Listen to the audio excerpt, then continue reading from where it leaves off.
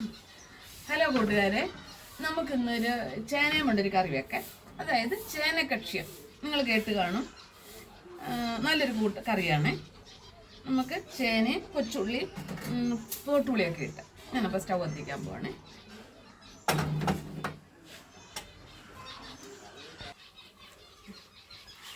ഞാൻ ചട്ടി വെച്ച് ഇച്ചിരി എണ്ണ ഒഴിക്കാം. വഴണ്ട് വരണമല്ലോ.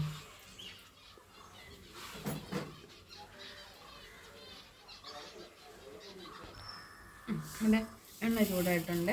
ഇച്ചിരി കടുക് ഇടുവാണ്.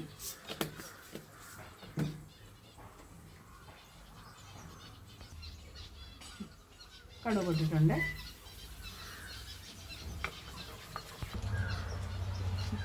അതുകൊണ്ട് ഞാൻ പാണ്ടിമുളകും കടുക് ഒന്ന് മൂത്തിട്ടുണ്ട്. ഞാൻ 3 പച്ചമുളക് എടുത്തിട്ടുണ്ട്. ശകല കറിവേപ്പില, കൊച്ചുള്ളി. നമുക്ക് ഈ ചേന ഞാൻ ഇങ്ങനെയാണ് അരിഞ്ഞേക്കുന്നത്. വേവുന്ന ചേനയാണെന്ന് ഒരു സംശയമുണ്ട്. നെയ്ച്ചേനയാണെങ്കിൽ സൂപ്പറാണ്.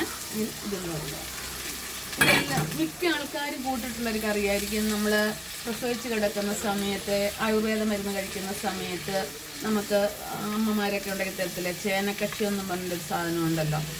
മുളക് പൊടി കുറച്ച്, മല്ലിപ്പൊടി കൂടുതലിട്ടുകൊണ്ട് അത് നല്ലൊരു കൂട്ടാനാണ്. അത്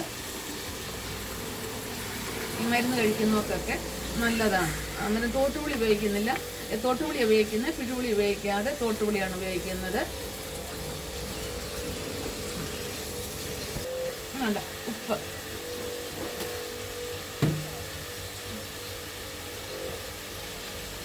ഇച്ചിരി മഞ്ഞൾപ്പൊടി. നമുക്ക് ഒന്നുകൂടി ഒന്ന് വഴറ്റാം.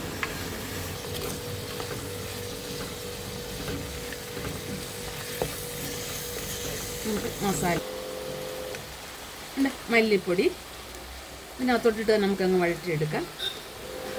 3 ചെറിയ സ്പൂൺ മല്ലിപ്പൊടി എടുത്തിട്ടുണ്ട്. മല്ലിപ്പൊടി കൂടുതലും, ഇത് മുളക് പൊടി കുറച്ചുമാണ് എടുക്കേണ്ടത്. ഇത്തിരി പേര് മിക്ക ആൾക്കാരും കൂട്ടിട്ടുള്ളൊരു കറിയാണ്. നമുക്കൊന്ന് വഴറ്റിയെടുക്കാം. നമ്മുടെ മസാലയെല്ലാം മൂത്തിട്ടുണ്ട്. ഇത് വേവാനുള്ള ആവശ്യമുള്ള വെള്ളം. ചേനയല്ലേ, തോട്ടുപുളി, കുരുമുളക് പൊടി, ലേശം കുരുമുളക് പൊടി,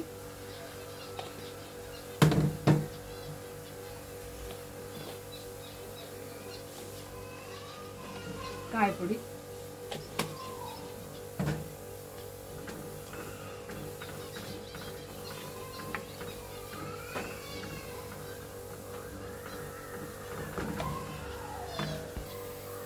ഉലുവാപ്പൊടി. നമുക്കിനി ഇതൊന്ന് അടച്ചു വെച്ച് കഴിക്കാം.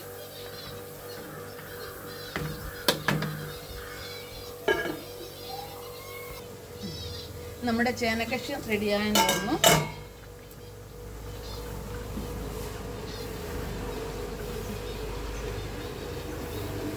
ചേനയൊക്കെ വെന്തുടഞ്ഞിട്ടുണ്ട്. പുളിയുണ്ട്, തോട്ടുപുളിയുടെ ഒരു ഇതുണ്ട്.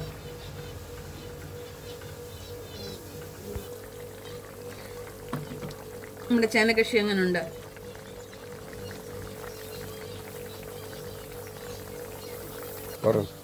നമ്മുടെ ചേനക്കക്ഷി റെഡി ആയിട്ടുണ്ട്. എല്ലാവരും അത് ഉപയോഗിച്ചിട്ടുള്ളവരാണെന്നറിയാം. എങ്കിലും ഒന്നും കൂടെ വീട്ടിൽ റെഡിയാക്കുക. നിങ്ങൾ വീഡിയോ ഇഷ്ടപ്പെട്ടെങ്കിൽ ഫോളോ ചെയ്യാനും ലൈക്ക് അടിക്കാൻ, ഷെയർ ചെയ്യാനും മറക്കരുത്. Stove off ആക്കുവാണ്.